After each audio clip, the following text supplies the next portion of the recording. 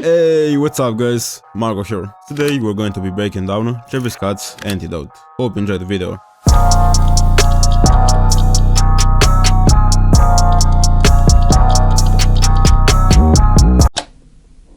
Antidote is the ninth track on Travis Scott's debut studio album, Rodeo. This track was produced by WondaGurl Eestbound. Antidote was, on paper, basically Travis's first big hit, going both gold and platinum 6 months after its release, cementing Travis's spot as one of the best new artists of the time. The fun fact about this song is that Antidote was initially not even planned for Rodeo. It's just very simple, which left a lot of room for the artist to record on it, have a lot of ad-libs on there, and that's why Travis probably liked it, because he could do a whole bunch of "it's lit" and "straight up" and "Le Flames" and a whole bunch of that stuff. So with that being said, let's jump right into the breakdown. So first of all, to find our BPM, we're going to need to drag the song onto the track. Now we're going to right click on this little arrow, then select detect tempo, and as you can see, our BPM was automatically changed to 131 beats per minute. Next off, we're going to get our sample in place. So by searching on whosample.com, we're going to find out that Antidote samples a song called All I Need by Leaf Fields. Now we're gonna drag the song onto our sheet and we're gonna chop this fragment right here, then we're gonna stretch it till it becomes 5 bars long. Now what we're going to do is basically chop up in half each beat to align the sample with the original song, and then we're going to stretch them all out to connect it to one another.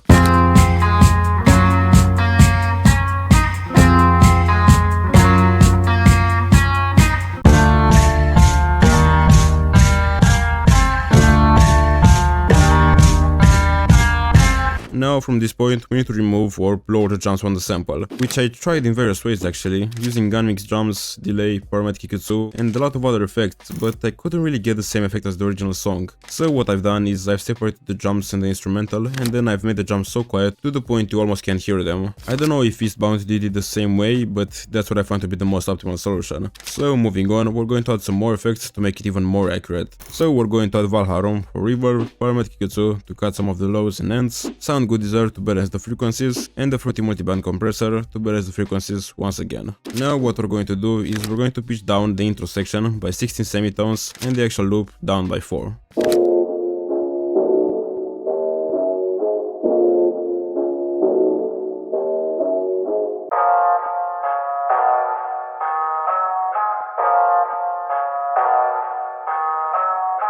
Okay, so now we have our sample ready, so let's move on to the following instruments. So first of all, we're going to start with the synth right here. Now, because this synth right here sounds a bit like a flute or sounds a bit fruity, I've opened up 3x Oscillator and I've created a synth using a sine shape, a triangle shape, pitched down by 12 semitones, and another triangle shape, this time pitched by 12 semitones. Moving on, in the mixer, I've added a couple of effects, which make a pretty big difference in my opinion. So I've added some fruity chorus to widen the synth, Valharum for reverb, Aristotelian retro color, almost maximizing the space knob to give this huge echoey sound effect, and some compression.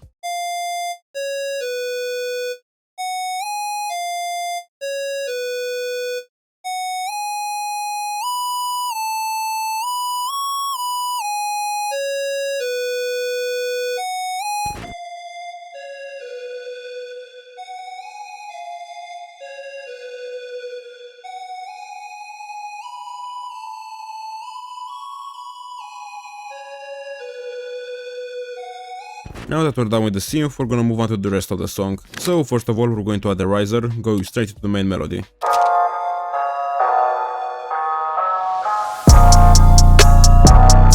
Okay, moving on. Now we're gonna move on to the drums. So first we're gonna start with the hi-hat, where we have an identical stem, which I can demonstrate to you. So take a look at those frequencies right here on the right side. This is the original song playing, by the way. And now take a look at the hi-hat on its own.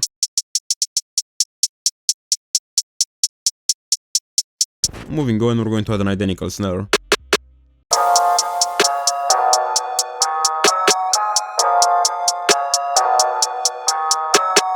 Next off, we have the second snare, more specifically the chop snare, which is a pretty unique one. Moving on, in the piano roll, we've created this descending snare roll with the panning switching from left to right.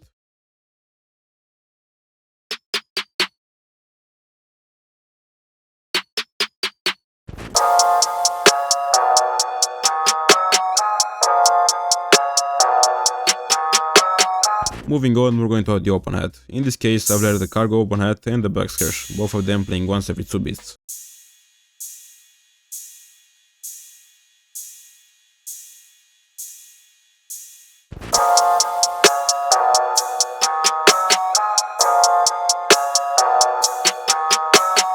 Next off, we're gonna add a kick, more specifically the WondaGurl kick, which is identical once again by comparing the waveforms.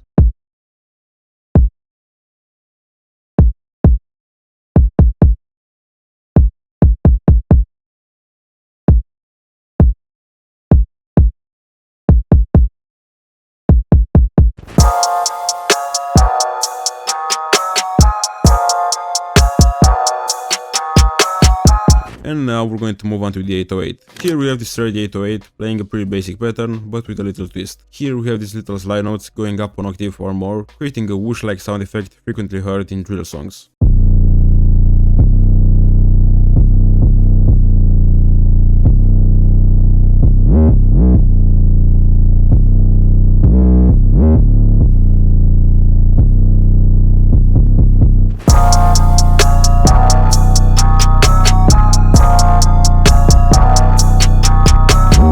Now we're pretty much done with the breakdown, because I've decided to only cover the basics of the song and not the whole song, because it has a lot of subtle changes and I think it'll be really annoying pointing out every little change. So I decided to end this breakdown as it is. So with that being said, here's the final result.